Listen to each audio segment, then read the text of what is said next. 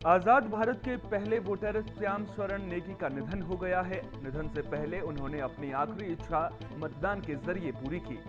श्याम शरण नेगी हिमाचल प्रदेश के किन्नौर के रहने वाले थे।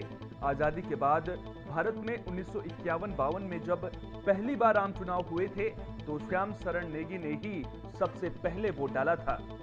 जिला निर्वाचन अधिकारी आबिद हुसैन ने बताया कि हिमाचल विधानसभा चुनाव 2022 के लिए नेगी ने पोलिंग बूथ पर जाकर वोट डालने की इच्छा जताई थी, लेकिन तबीयत खराब होने के कारण उनके घर पर ही पोस्टल बैलेट पेपर से मतदान करवाया गया।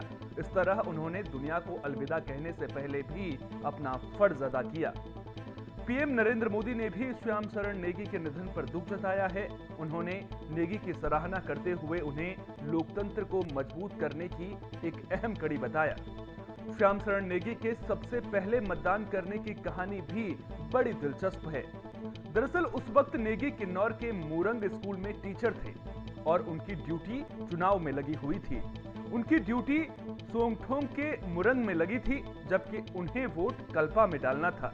लिहाजा उन्होंने सुबह सुबह वोट देकर ड्यूटी पर जाने की इजाजत मांगी और वे सुबह ही मतदान केंद्र पर पहुंच गए। जब मतदान पार्टी पहुंची तो उन्होंने जल्दी मतदान करवाने का निवेदन किया, जिसके बाद श्याम शरण नेगी ने वोट डाला और वोट डालते ही वे आजाद भारत के पहले वोटर बन गए।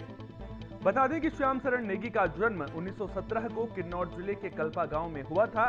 वे अपने पुश्तैनी गांव में ही रहा करते थे।